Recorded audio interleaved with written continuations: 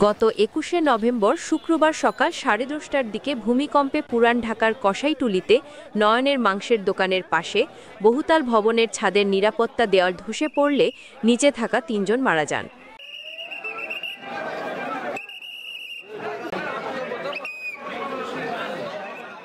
এই ঘটনায় নিহতদের পরিবারবর্গকে সমবেদনা এবং সান্ত্বনা দিতে জুমার নামাজের পর ছুটে যান ইসলামী আন্দোলন বাংলাদেশ কর্তৃক মনোনীত ঢাকা ৭ আসনের সংসদ সদস্য পদপ্রার্থী আলহাজ আব্দুর রহমান।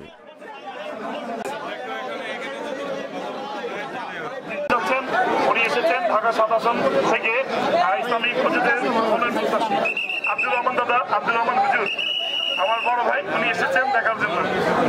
জি জি জি জি আমার ভাইয়ের জন্য সবাই দোয়া করবেন। ইশাক সরকার অনেক করেছে, আমরা দুই ভাই আছি ইনশাল্লাহ।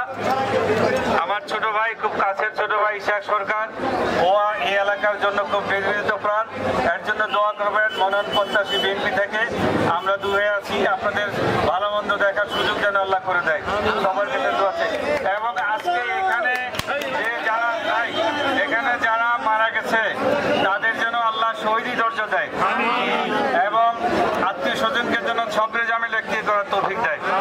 সবার কাছে দোয়া চাই আমরা দুই ভাই। আসসালামু আলাইকুম ওয়া রাহমাতুল্লাহ।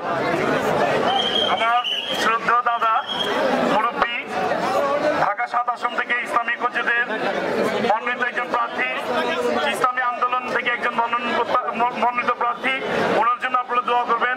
আমরা যাতে যারা জনপ্রতিনিধি আছি এই এলাকার সার্বিক সমস্যাগুলো, শুধু যে ভূমিকম্পের কারণে আমাদের প্রাকৃতিক দুর্যোগ তা নয়, আমাদের মনুষ্য সৃষ্ট দুর্যোগের কারণেও আমরা এই এলাকার সাধারণ জনগণ অনেক অসুবিধার মধ্যে আছি, প্রতিনিয়ত আতঙ্কের মধ্যে বসবাস করতে হচ্ছে।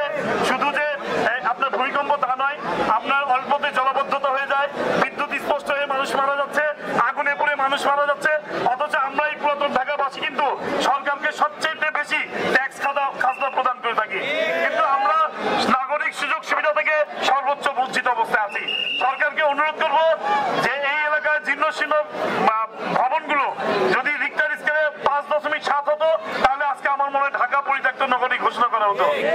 যে সমস্ত ভবনগুলো জীর্ণশীর্ণ অবস্থা আছে, সরকারের আন্তরিক সহযোগিতা নিয়ে আমরা সাধারণ জনগণ আপনাদেরকে সহযোগিতা করব। এই পুরাতন ভবনগুলো যাতে পুনরায় নতুন করে নির্মাণ করা হয়, সেজন্য আমরা ইনশাল্লাহ সকলে মিলে আমাদের ভবিষ্যৎ প্রজন্মের জন্য আমাদেরকে এখন থেকেই ভাবতে হবে। সবাই আমাদের জন্য দোয়া করবেন। আসসালামু আলাইকুম ওয়া রাহমাতুল্লাহি ওয়া বারাকাতুহু।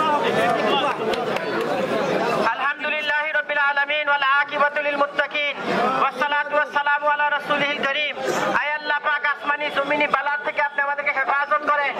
ইয়া আল্লাহ, যেই ভাইরা মারা গেছে, এখানে 3 জনের কথা শুনলাম, নারায়ণগঞ্জ এক শিশুর কথা শুনলাম। ইয়া আল্লাহ, বাংলাদেশের এই ক্ষয়ক্ষতির থেকে আপনি হেফাজত করেন।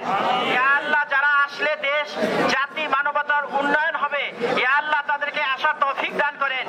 বিশেষ করে আলহাজ আব্দুর রহমান সাহেবকে কবুল করে নেন, ইসাক সরকার ভাইকে আপনি কবুল করে নেন। ইয়া আল্লাহ, ক্ষমতায় যেই আসুক, আমরা মিলে মিশে একাকার হয়ে দ্বীনের খেদমত করতে পারি, ইসলামের খেদমত করতে পারি, কোরআন সুন্নাহ মসজিদ মাদ্রাসার খেদমত করতে পারি। আল্লাহ আমাদেরকে সেই তৌফিক আফিয়াত দান করেন। ইয়া আল্লাহ, শোক সন্তপ্ত পরিবারকে আল্লাহ আপনি সান্ত্বনা দান করেন। আল্লাহ তাদেরকে সবরে জমিন এখতিয়ার করার তৌফিক দান করেন। বিশেষ করে আল্লাহ এই কসাইটুলি এলাকাকে আপনি কবুল করে নেন, পুরান ঢাকাকে আপনি কবুল করে নেন, ঢাকা ৭ আসনকে আপনি কবুল করে নেন। আল্লাহ ঢাকা ৭ আসনের সমস্ত বাসিন্দাদেরকে আপনি কবুল করে নেন। ওয়া সাল্লাল্লাহু তাআলা আলা খায়রি খালকিহি মুহাম্মাদ ওয়া আলিহি ওয়া আসহাবিহি আজমাইন ওয়ারহামনা মাআহুম ওয়া সালামুন আলাল মুরসালিন ওয়ালহামদুলিল্লাহি রাব্বিল আলামিন।